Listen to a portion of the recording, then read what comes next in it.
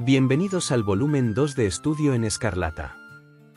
En este audiolibro, nos sumergimos de lleno en el corazón del misterio con los capítulos El misterio de Lauriston Garden, lo que John Reince tenía que decir.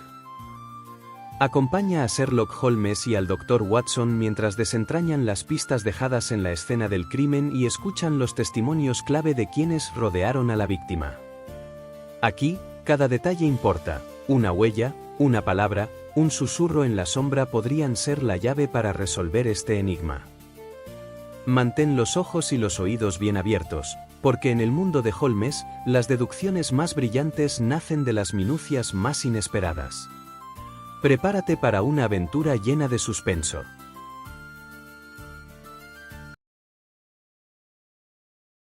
Estudio en Escarlata, volumen 2. Primeras pistas y sospechas. Capítulos 3, 4. Parte 3. El misterio de Lauriston Gardens. No ocultaré mi sorpresa ante la eficacia que otra vez evidenciaban las teorías de Holmes. Sentí que mi respeto hacia tamaña facultad adivinatoria aumentaba portentosamente. Aún así, no podía callar completamente la sospecha de que fuera todo un montaje enderezado a deslumbrarme en vista de algún motivo sencillamente incomprensible. Cuando dirigí hacia la mirada, había concluido ya de leer la nota y en sus ojos flotaba la expresión vacía y sin brillo por donde se manifiestan al exterior los estados de abstracción meditativa. ¿Cómo diantres ha llevado usted a cabo su deducción?, pregunté. ¿Qué deducción?, repuso petulantemente. Caramba, la de que era un sargento retirado de la marina. No estoy para bagatelas, contestó de manera cortante, y añadió, con una sonrisa, perdone mi brusquedad, pero ha cortado usted el hilo de mis pensamientos. Es lo mismo. Así pues, ¿no le había saltado a la vista la condición del mensajero? Puede estar seguro. Resulta más fácil adivinar las cosas que explicar cómo da uno con ellas. Si le pidieran una demostración de por qué 2 y 2 son 4, es posible que se viera usted en un aprieto, no cabiéndole, con todo, ninguna duda en torno a la verdad del caso. Incluso desde el lado de la calle opuesto a aquel donde se hallaba nuestro hombre, acerté a distinguir un ancla azul de considerable tamaño tatuada sobre el dorso de su mano. Primera señal marinera. El porte era militar, sin embargo, y las patillas se ajustaban a la longitud que dicta el reglamento. Henos, pues, instalados en la armada. Añádase cierta fachenda y como ínfulas de mando. Seguramente ha notado usted lo erguido de su cabeza y el modo como hacía oscilar el bastón. Un hombre formal, respetable, por añadidura de mediana edad. Tomados los hechos en conjunto, ¿de quién podía tratarse, sino de un sargento? Admirable, exclamé. Trivial, repuso Holmes, aunque adiviné por su expresión el contento que en él habían producido mi sorpresa y admiración. Dejé dicho hace poco que no quedaban criminales. Pues bien, he de desmentirme. Eche un vistazo. Me confió la nota traída por el ordenanza. ¡Demonios!, grité tras ponerle la vista encima. Es espantoso. Parece salirse un tanto de los casos vulgares, observó flemático. ¿Tendría la bondad de leérmela en voz alta? He aquí la carta a la que di lectura, mi querido Sherlock Holmes. Esta noche, en el número 3 de Lauriston Gardens, según se va a Bristol, se nos ha presentado un feo asunto. Como a las 2 de la mañana advirtió el policía de turno que estaban las luces encendidas, y dado que se encuentra la casa deshabitada, sospechó de inmediato algo irregular. Halló la puerta abierta, y en la pieza delantera, desprovista de muebles, el cuerpo de un caballero bien trajeado. En uno de sus bolsillos había una tarjeta con estas señas grabadas: Enoch J. Drebber, Cleveland, Ohio, USA. No ha tenido lugar robo alguno, ni se echa de ver cómo haya podido sorprender la muerte a este desdichado. Aunque existen en la habitación huellas de sangre, el cuerpo no ostenta una sola herida. Desconocemos también por qué medio o conducto vino a dar el finado a la mansión vacía. De hecho, el percance todo presenta rasgos desconcertantes. Si se le pone a tiro llegarse aquí antes de las 12, me hallará en el escenario del crimen. He dejado orden de que nada se toque antes de que usted dé señales de vida. Si no pudiera acudir, le explicaría el caso más circunstanciadamente, en la esperanza de que me concediese el favor de su dictamen. Le saluda atentamente, Tobias Gregson. Gregson es el más despierto de los inspectores de Scotland Yard, apuntó mi amigo. Él y Lestrade constituyen la flor y nata de un pelotón de torpes. Despliegan ambos rapidez y energía, mas son convencionales en grado sorprendente. Por añadidura, se tienen puesta mutuamente la proa. En punto a celos no les va a la zaga la damisela más presumida, y como uno y otro decidan tirar de la manta, la cosa va a resultar divertida. No podía contener mi sorpresa ante la calma negligente con que iba Sherlock Holmes desgranando sus observaciones. Desde luego no hay un momento que perder, exclamé. ¿Le parece que llame ahora mismo a un coche de caballos? No sé qué decirle. Soy el hombre más perezoso que imaginarse pueda. Cuando me da por ahí, naturalmente, porque, llegado el caso, también sé andar a la carrera. ¿No era esta la ocasión que tanto esperaba? ¿Y qué más da, hombre de Dios? En el supuesto de que me las componga para desenredar la madeja, no le quepa duda que serán Gregson, Lestrade y compañía quienes se lleven los laureles. He ahí lo malo de ir uno por su cuenta.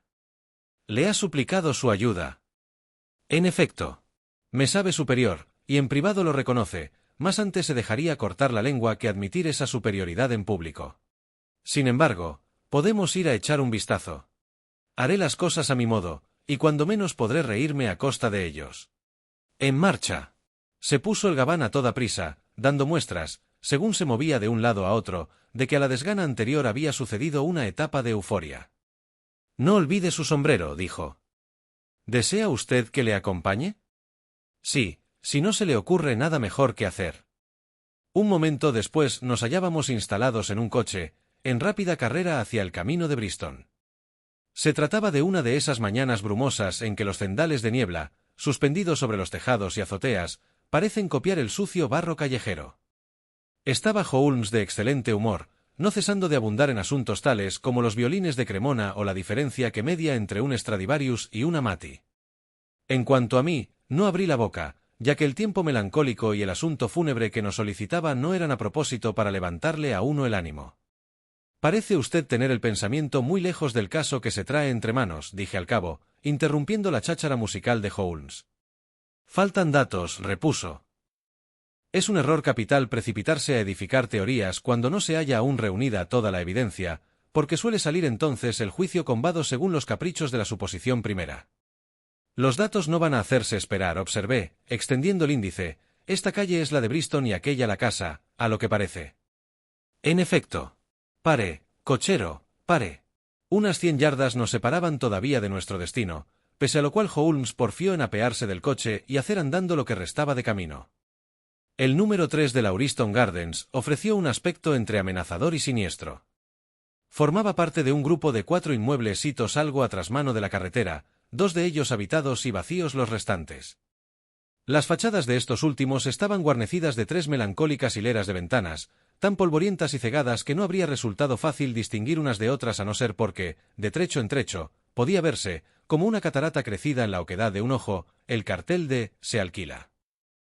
Unos jardincillos salpicados de cierta vegetación anémica y escasa ponían tierra entre la calle y los portales, a los que se accedía por unos senderos estrechos, compuestos de una sustancia amarillenta que parecía ser mezcla de arcilla y grava. La lluvia caída durante la noche había convertido el paraje en un barrizal. El jardín se hallaba ceñido por un muro de ladrillo, de 3 pies de altura y somero remate de madera. Sobre este cercado o empalizada descansaba su macizez un guardia, rodeado de un pequeño grupo de curiosos, quienes, castigando inútilmente la vista y el cuello, hacían lo imposible por alcanzar el interior del recinto. Yo había imaginado que Sherlock Holmes entraría de galope en el edificio para aplicarse sin un momento de pérdida al estudio de aquel misterio. Nada más lejos, aparentemente, de su propósito. Con un aire negligente que, dadas las circunstancias, rayaba en la afectación, recorrió varias veces, despacioso, el largo de la carretera, lanzando miradas un tanto ausentes al suelo, el cielo, las casas fronteras y la valla de madera. Acabado que hubo semejante examen, se dio a seguir palmo a palmo el sendero, o mejor dicho, el borde de hierba que flanqueaba el sendero, fijos los ojos en tierra. 2 veces se detuvo y una de ellas le vi sonreírse, a la par que de sus labios escapaba un murmullo de satisfacción. Se apreciaban sobre el suelo arcilloso varias improntas de pasos, pero como quiera que la policía había estado yendo y viniendo, no alcanzaba yo a comprender de qué utilidad podían resultar tales huellas a mi amigo. Con todo, En vista de las extraordinarias pruebas de facultad perceptiva que poco antes me había dado, no me cabía la menor duda de que a sus ojos se hallaban presentes muchos más indicios que a los míos. En la puerta nos tropezamos a un hombre alto y pálido, de cabellera casi blanca por lo rubia, el cual, apenas vernos, llevaba en la mano un cuaderno de notas. Se precipitó hacia Sherlock Holmes, asiendo efusivamente su diestra. «Le agradezco que haya venido», dijo. «Todo está como lo encontré». «Excepto eso», repuso Holmes señalando el sendero. «Una manada de búfalos no habría obrado mayor confusión. Aunque sin duda supongo, Gregson, que ya tenía usted hecha una composición del lugar cuando permitió semejante estropicio». «La tarea del interior de la casa no me ha dejado sosiego para nada», dijo evasivamente el detective. «Mi colega, el señor Lestrade, se encuentra aquí. A él había confiado mirar por las demás cosas». Holmes dirigió los ojos hacia mí y enarcó sardónico las cejas. «Con dos tipos como usted y Lestrade en la brecha, no sé qué va a pintar aquí una tercera persona», repuso. Halagado, Gregson frotó una mano contra la otra.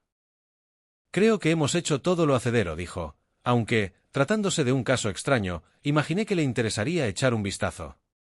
«¿Se llegó usted aquí en coche?», preguntó Sherlock Holmes. «No lo hice». «¿Tampoco Lestrade?». «Tampoco».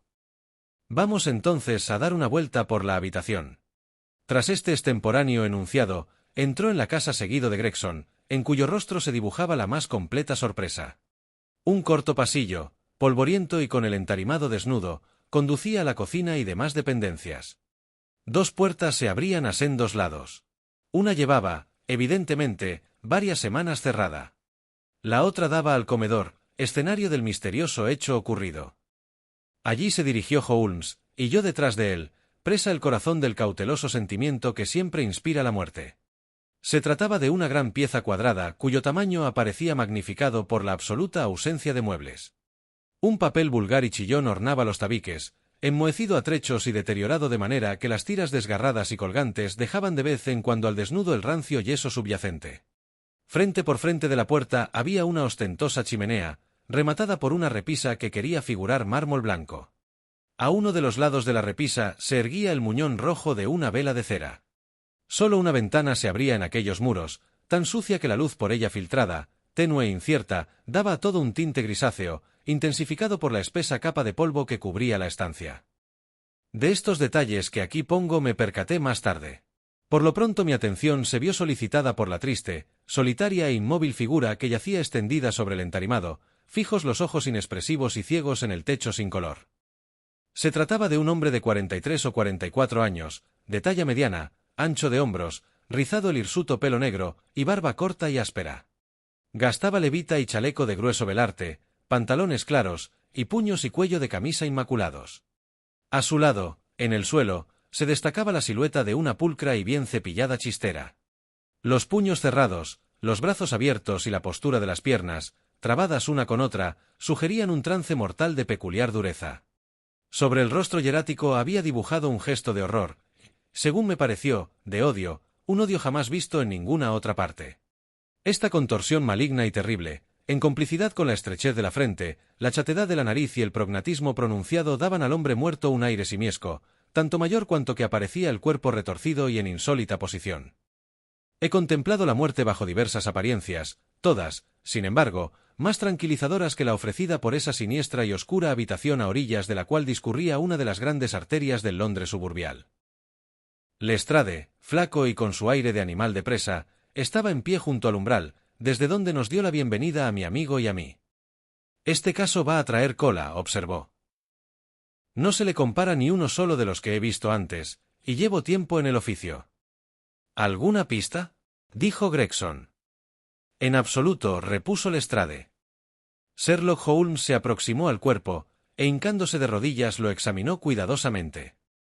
«¿Están seguros de que no tiene ninguna herida?», inquirió al tiempo que señalaba una serie de manchas y salpicaduras de sangre en torno al cadáver. «Desde luego», clamaron los detectives. «Entonces, cae de por sí que esta sangre pertenece a un segundo individuo, al asesino, en el supuesto de que se haya perpetrado un asesinato. Me vienen a las mientes ciertas semejanzas de este caso con el de la muerte de Van Jansen, en Utrecht, allá por el año 34. ¿Recuerda usted aquel suceso, Gregson? No lo recuerdo. No deje entonces de acudir a los archivos. Nada hay nuevo bajo el sol. Cada acto o cada cosa tiene un precedente en el pasado. Al tiempo sus ágiles dedos volaban de un lado para otro, palpando, presionando, desabrochando, examinando, mientras podía apreciarse en los ojos esa expresión remota a la que antes he aludido. Tan presto llegó el reconocimiento a término, que nadie hubiera podido adivinar su exactitud exquisita. La operación de aplicar la nariz a los labios del difunto, y una ojeada a las botas de charol, pusieron el punto final. Me dicen que el cuerpo no ha sido desplazado, señaló interrogativamente. Lo mínimo necesario para el fin de nuestras pesquisas. Pueden llevarlo ya al depósito de cadáveres, dijo Holmes. Aquí no hay nada más que hacer. Gregson disponía de una camilla y 4 hombres. A su llamada penetraron en la habitación, y el extraño fue aupado del suelo y conducido fuera.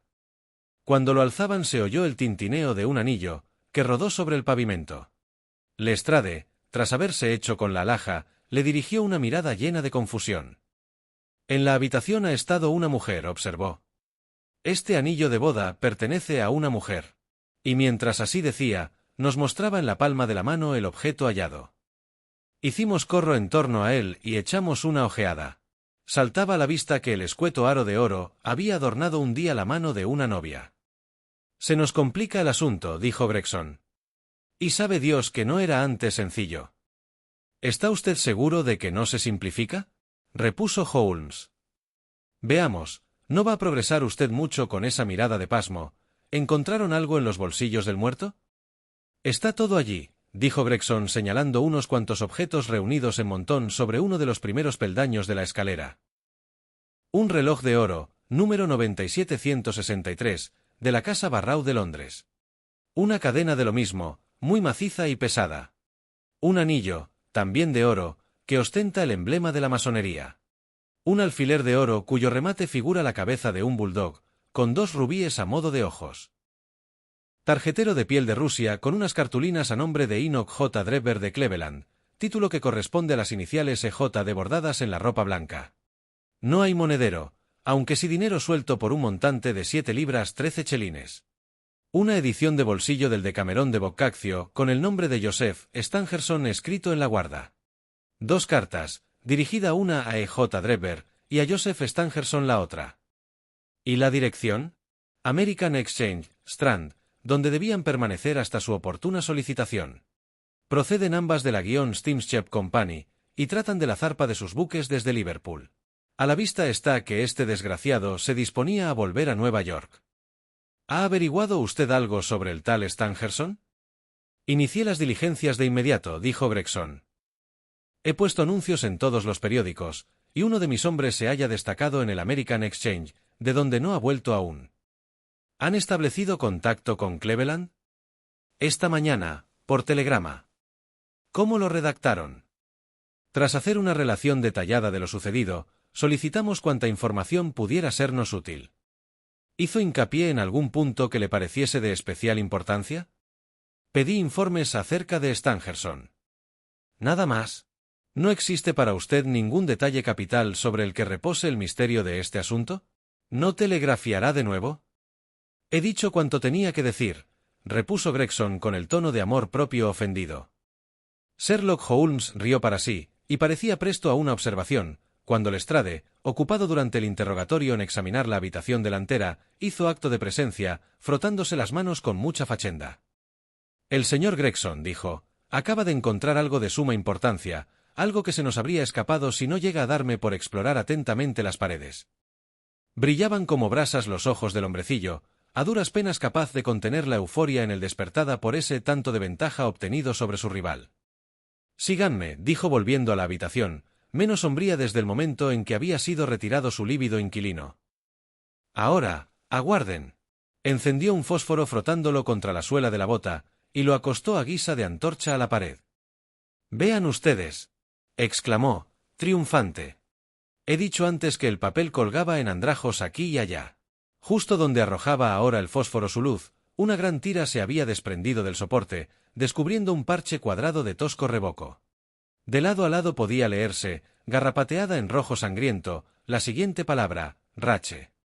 ¿Qué les parece?, clamó el detective alargando la mano con desparpajo de farandulero. Por hallarse estos trazos en la esquina más oscura de la habitación, nadie les había echado el ojo antes. El asesino o la asesina los plasmó con su propia sangre. Observen esa gota que se ha escurrido pared abajo. En fin, queda excluida la hipótesis del suicidio. ¿Por qué hubo de ser escrito el mensaje precisamente en el rincón? Ya he dado con la causa. Reparen en la vela que está sobre la repisa.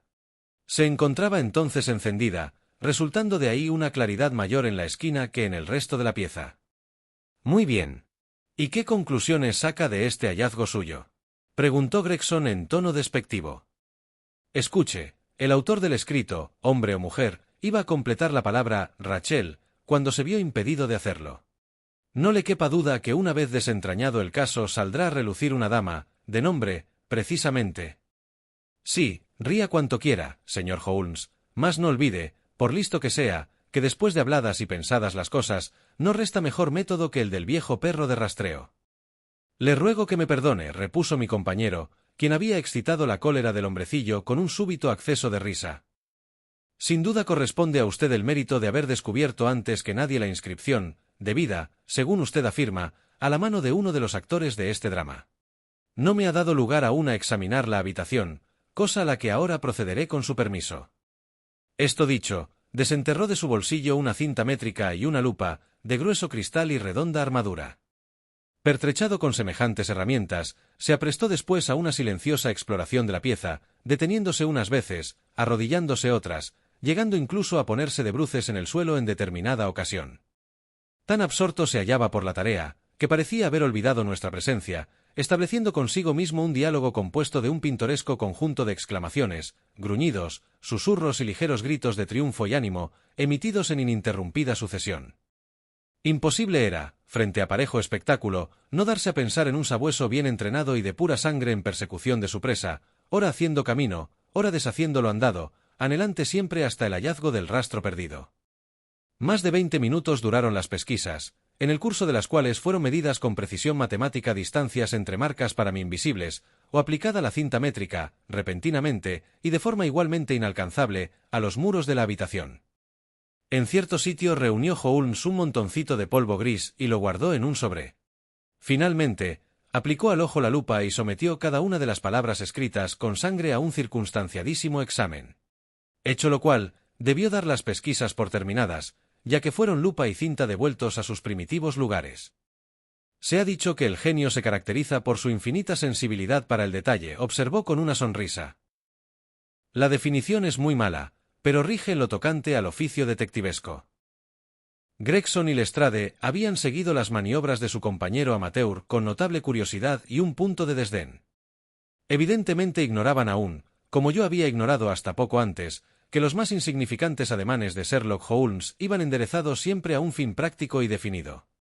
¿Cuál es su dictamen?, inquirieron a coro.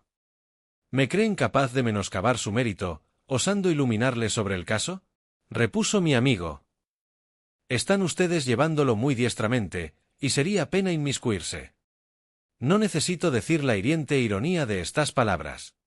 Si tienen ustedes en lo sucesivo la bondad de confiarme la naturaleza de sus investigaciones, prosiguió, me placerá ayudarles en la medida de mis fuerzas. Entretanto sería conveniente cruzar unas palabras con el policía que halló el cadáver. ¿Podría saber su nombre y dirección? Lestrade consultó un libro de notas. John Reince, dijo.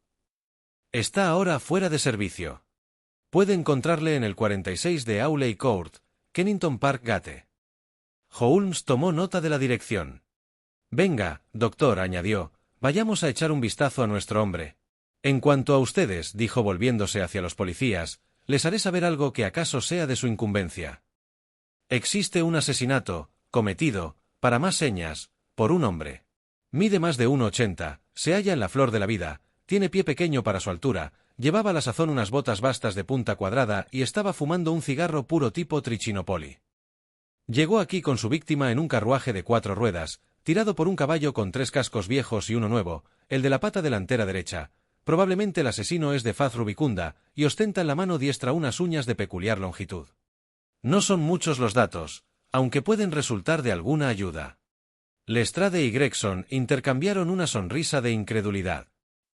Suponiendo que se haya producido un asesinato, ¿cómo llegó a ser ejecutado?, preguntó el primero. Veneno, repuso cortante Sherlock Holmes, y se dirigió hacia la puerta. Otra cosa, Lestrade añadió antes de salir. Rache es palabra alemana que significa venganza, de modo que no pierda el tiempo buscando a una dama de ese nombre. Disparada la última andanada dejó la habitación, y con ella a los dos boquiabiertos rivales.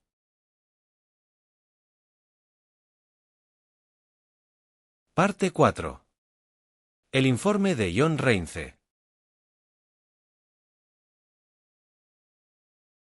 A la 1 de la tarde abandonamos el número 3 de Lauriston Gardens. Sherlock Holmes me condujo hasta la oficina de telégrafos más próxima, donde despachó una larga nota. Después llamó a un coche de alquiler, y dio al conductor la dirección que poco antes nos había facilitado Lestrade. La mejor evidencia es la que se obtiene de primera mano, observó mi amigo. Yo tengo hecha ya una composición de lugar, y aún así no desdeño ningún nuevo dato, por menudo que parezca. Me asombra usted, Holmes, dije. Por descontado, no está usted tan seguro como parece de los particulares que enumeró hace un rato. No existe posibilidad de error, contestó. Nada más llegado eché de ver dos surcos que un carruaje había dejado sobre el barro, a orillas de la acera. Como desde hace una semana, y hasta ayer noche, no ha caído una gota de lluvia, era fuerza que esas dos profundas rodadas se hubieran producido justo por entonces, esto es, ya anochecido. También aprecié pisadas de caballo, las correspondientes a uno de los cascos más nítidas que las de los otros tres restantes, prueba de que el animal había sido herrado recientemente. En fin, si el coche estuvo allí después de comenzada la lluvia, pero ya no estaba, al menos tal asegura Gregson por la mañana, se sigue que hizo acto de presencia durante la noche, y que, por tanto, trajo a la casa a nuestros dos individuos. De momento, repuse, pero ¿cómo se explica que obre en su conocimiento la estatura del otro hombre? Es claro, en 9 de cada 10 casos, la altura de un individuo está en consonancia con el largor de su zancada. El cálculo no presenta dificultades, aunque tampoco es cuestión de que le aburra ahora a usted dándole pormenores. Las huellas visibles en la arcilla del exterior y el polvo del interior me permitieron estimar el espacio existente entre paso y paso. Otra oportunidad se me ofreció para poner a prueba esta primera conjetura. Cuando un hombre escribe sobre una pared, alarga la mano, por instinto, a la altura de sus ojos. Las palabras que hemos encontrado se hallaban a más de 6 pies del suelo. Como ve, se trata de un juego de niños. ¿Y la edad? Un tipo que de una zancada se planta a 4 pies y medio de donde estaba, anda todavía bastante terne. En el sendero del jardín vi un charco de semejante anchura con dos clases de huellas, las de las botas de charol, que lo habían bordeado, y las de las botas de puntera cuadrada, que habían pasado por encima. Aquí no hay misterios. Me limito a aplicar a la vida ordinaria los preceptos sobre observación y deducción que usted pudo leer en aquel artículo. ¿Tiene alguna otra curiosidad? La longitud de las uñas y la marca del tabaco, dije. La inscripción de la pared fue efectuada con la uña del dedo índice, untada en sangre. A través de la lupa acerté a observar que el estuco se hallaba algo rayado, prueba de que la uña no había sido recortada. Recogí una muestra de la ceniza esparcida por el suelo. Era oscura, y como formando escamas, este residuo solo lo produce un cigarro tipo Trichinopoli. He leído estudios sobre la ceniza del tabaco, llegando a escribir incluso un trabajo científico. Me precio de poder distinguir todas las marcas de puro o cigarrillo, no más que echando un vistazo a sus restos quemados. En detalles como este se diferencia el detective hábil de los practicones al estilo de Lestrade o Gregson. ¿Y la faz rubicunda?, pregunté. Esa ha sido una conjetura un tanto aventurada, aunque no dudo de su verdad. De momento, permítame callar semejante punto. Me pasé la mano por la frente. Siento como si fuera a estallarme la cabeza, observé. Cuanto más cavilo sobre el asunto, más enigmático se me antoja. ¿Cómo diablos entraron los dos hombres, supuesto que fuesen dos, en la casa vacía? ¿Qué ha sido del cochero que los llevó hasta ella? ¿De qué expediente usó uno de los individuos para que engullera el otro el veneno? ¿De dónde procede la sangre? ¿Cuál pudo ser el objeto del asesinato, si descartamos el robo? ¿Por qué conducto llegó el anillo de la mujer hasta la casa? Ante todo, ¿a santo de qué se puso a escribir el segundo hombre la palabra alemana, Rache, antes de levantar el vuelo? Me reconozco incapaz de poner en armonía tantos hechos contradictorios. Mi compañero sonrió con gesto aprobatorio. Ha resumido usted los aspectos problemáticos del caso de forma sucinta e inteligente, dijo. Resta aún mucho por ser elucidado, aunque tengo ya pronto un veredicto sobre los puntos clave. En lo referente al descubrimiento de ese infeliz del Estrade, se trata no más que de una añagaza para situar a la policía sobre una pista falsa, insinuándole historias de socialismo y sociedades secretas. Mas no hay alemanes por medio. La A, fíjese bien, estaba escrita con caligrafía un poco gótica. Ahora bien, los alemanes de veras emplean siempre los caracteres latinos, de donde cabe afirmar que nos hallamos frente a un burdo imitador empeñado en exagerar un tanto su papel. Existía el propósito de conducir la investigación fuera de su curso adecuado. De momento, no más aclaraciones, doctor. Como usted sabe, los adivinadores malogran su magia al desvelar el artificio que hay detrás de ella, y si continúo explicándole mi método va a llegar a la conclusión de que soy un tipo vulgar, después de todo. Puede usted tener la seguridad de lo contrario, repuse, ha traído la investigación detectivesca a un grado de exactitud científica que jamás volverá a ser visto en el mundo. Un puro rubor de satisfacción encendió el rostro de mi compañero ante semejantes palabras y el tono de verdad con que estaban dichas. Había ya observado que era tan sensible el halago en lo atañadero a su arte, como pueda serlo cualquier muchachita respecto de su belleza física. Otra cosa voy a confiarle, dijo. El que gastaba bota acharolada, y su acompañante, el de las botas de puntera cuadrada, llegaron en el mismo coche de alquiler e hicieron el sendero juntos y en buena amistad, probablemente cogidos del brazo. Una vez dentro, recorrieron varias veces la habitación, mejor dicho, las botas de charol permanecieron fijas en un punto mientras las otras medían sucesivamente la estancia. Estos hechos se hallaban escritos en el polvo. Pude apreciar también que el individuo en movimiento fue dejándose ganar por el nerviosismo. La longitud creciente de sus pasos lo demuestra. En ningún instante dejó de hablar, al tiempo que su furia, sin duda, iba en aumento. Entonces ocurrió la tragedia. Dispone usted ya de todos los datos ciertos, puesto que los restantes entran en el campo de la conjetura. Nuestra base de partida, sin embargo, no es mala. Ahora, apresurémonos. No quiero dejar de asistir esta tarde al concierto que en el hall da Norman Neruda. Esta conversación tuvo lugar mientras el carruaje hilaba su camino por una infinita sucesión de sucias calles y tristes pasadizos. Llegados éramos al más sucio y triste de todos, cuando el cochero detuvo de pronto su vehículo. Ahí está Auley Court, explicó, señalando una grieta o corredor abierto en el frontero muro de ladrillos. De vuelta, me hallarán en el mismo lugar. Auley Court no era un paraje placentero. Calle adelante desembocamos en un patio cuadrangular, tendido de losas y con sórdidas construcciones a los lados. Allí, entre grupos de chiquillos mugrientos, y sorteando las cuerdas empavesadas de ropa puesta a secar, llegamos a nuestro paradero, la puerta del número 45, guarnecida de una pequeña placa de bronce que ostentaba el nombre de Reince. Fuimos enterados de que el policía estaba en la cama, y hubimos de aguardarlo en una breve pieza que a la entrada hacía las veces de sala de recibir. Al fin apareció el hombre, un tanto enfadado, según se echaba de ver, por la súbita interrupción de su sueño. Ya he presentado mi informe en la comisaría, dijo. Holmes enterró la mano en el bolsillo, sacó medio soberano, y se puso a juguetear con él despaciosamente. Resulta que nos gustaría oírlo repetido de sus propios labios, afirmó. Estoy a su completa disposición, repuso entonces el policía, súbitamente fascinado por el pequeño disco de oro. Diga no más, como le venga a las mientes, lo que usted presenció. Reince tomó asiento en el sofá de crin y contrajo las cejas, en la actitud de quien se concentra para poner toda su alma en una empresa. Ahí va la historia entera, dijo. Mi ronda dura desde las 10 de la noche a las 6 de la madrugada. A las 11 hubo trifulca en El Ciervo Blanco, pero, fuera de eso, no se produjo otra novedad durante el tiempo de servicio. A la 1, cuando comenzaban a caer las primeras gotas, me tropecé en la esquina de Henrietta Street a Harry Murcher, el que tiene a su cargo la vigilancia de Holland Grove, y allí estuvimos de palique un buen rato. Hacia las 2, o quizá un poco más tarde, me puse otra vez en movimiento para ver si todo seguía en orden en Bristol Road. Ni un susurro se oía en la calle enfangada. Tampoco se me echó a la cara persona viviente, aunque me rebasaron 1 o 2 coches. Seguí mi marcha, pensando, dicho sea entre nosotros, en lo bien que me vendría un vaso de ginebra calentita, de los de A4, cuando súbitamente percibí un rayo de luz filtrándose por una de las ventanas de la casa en cuestión.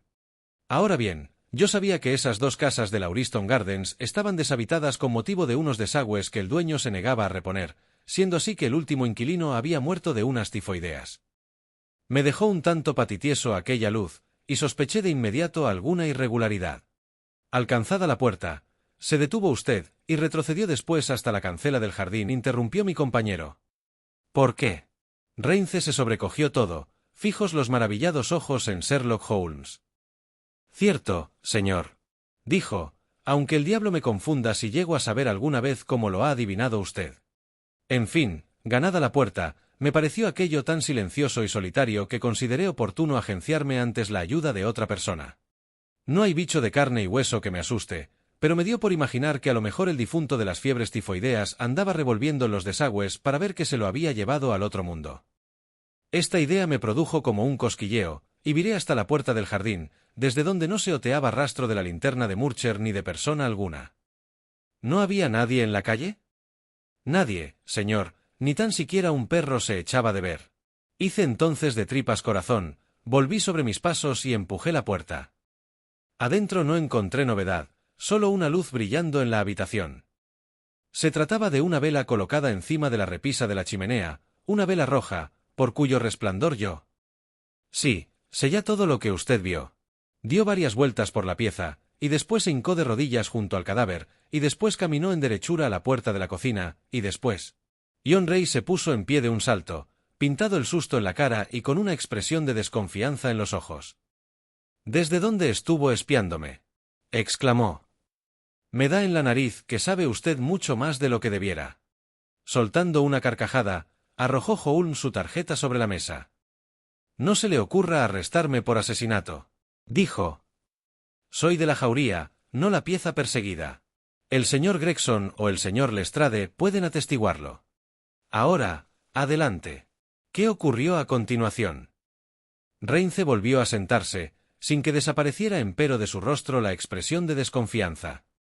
Volví a la cancela e hice sonar mi silbato. A la llamada acudieron Murcher y otros dos compañeros. ¿Seguía la calle despejada de gente? De gente útil, sí. ¿Qué quiere usted decir? La boca del policía se distendió en una amplia sonrisa. Llevo vistos muchos hombres en mi vida, adujo, aunque todos se me antojan sobrios al lado de aquel tipo. Estaba junto a la cancela cuando salí de la casa, apoyado en la verja y gritando a los cuatro vientos una canción que se titula Columbines Newfoundland Banner, o cosa por el estilo. No se aguantaba en pie. Bonita ayuda iba a prestarme. Descríbame al hombre, dijo Sherlock Holmes. Esta reiterada digresión pareció irritar un tanto a Reince. Un borracho muy peculiar, prosiguió. A no ser el momento que era, habría acabado en la comisaría. Su rostro, sus ropas. ¿Reparó en ellas? Atajó Holmes impaciente. ¿Cómo no, si hubimos de sentarlo, para que no se cayera, entre Murcher y yo? Era un tipo largo, de mejillas rojas, con la parte inferior de la cara embozada. Basta con eso, exclamó Holmes. ¿Qué fue del hombre? Pues no teníamos poco que hacer, para cuidar encima de él, repuso el policía en tono ofendido. Estése tranquilo, habrá sabido volver solito a su casa. ¿Cómo iba vestido? Con un abrigo marrón. ¿Sostenía un látigo en la mano? Un látigo. No lo llevaba. No lo llevaba consigo esta segunda vez, murmuró mi compañero. ¿Oyó usted o pudo ver al cabo de un rato un coche de caballos? No lo vi. Ea, es dueño usted de medio soberano, dijo mi compañero, poniéndose en pie y recogiendo su sombrero. Temo, Reince, que no le aguarda un futuro brillante en el cuerpo. La cabeza de usted no debiera ser solo de adorno. Pudo haber ganado ayer noche los galones de sargento. El hombre que sostuvo en sus brazos encierra la solución de este misterio, y constituye el principal objeto de nuestras pesquisas. No es momento de que demos más vueltas al asunto. Confórmese con mi palabra. Andando, doctor. Enfilamos el camino de vuelta al coche, dejando a nuestro informador indeciso entre la incredulidad y la pena. Valiente idiota. Pensar que ha desperdiciado una de esas oportunidades que solo se presentan una vez en un millón. Yo estoy aún a oscuras. La descripción del hombre coincide con sus presunciones acerca del segundo actor de este drama, pero ¿por qué hubo de volver a la casa? No suelen conducirse así los criminales. El anillo, amigo mío, el anillo, he ahí la causa de su retorno. Si no se nos presenta otro medio de echar el lazo al criminal, podemos aún probar suerte con el anillo. Voy a atraparlo, doctor, le apuesto a usted 2-1 que no se me va de las manos. Por cierto, gracias. A no ser por su insistencia, me habría perdido el caso más bonito de todos cuantos se me han presentado. Podríamos llamarlo estudio en escarlata. ¿Por qué no emplear por una vez una jerga pintoresca? Existe una roja hebra criminal en la madeja incolora de la vida, y nuestra misión consiste en desenredarla, aislarla, y poner al descubierto sus más insignificantes sinuosidades. Ahora a comer, y después a oír a Norman Neruda. Maneja el dedo y pulsa la cuerda de modo admirable. ¿Cuál esa melodía de Chopin que interpreta tan maravillosamente? Tra la la lara lira ley. Y el sabueso amateur, recostado en su asiento, siguió lanzando trinos, en tanto meditaba yo sobre los arcanos del alma humana. Con este segundo volumen de Estudio en Escarlata, hemos colocado las primeras piezas del rompecabezas sobre la mesa, pero el misterio sigue envuelto en sombras. ¿Qué secretos ocultan las pistas que Holmes ha comenzado a desenterrar? ¿Quién está detrás de este crítico? Te invitamos a compartir tus teorías en los comentarios. ¿Qué crees que descubrirá Holmes a continuación? Tu deducción podría estar más cerca de la verdad de lo que imaginas. No olvides suscribirte y darle me gusta para no perderte el volumen 3, donde nos esperan nuestra advertencia y Tobias Gregson muestra su mano, prometiendo revelaciones que podrían cambiarlo todo. Nos vemos bajo las estrellas, donde los misterios aún aguardan.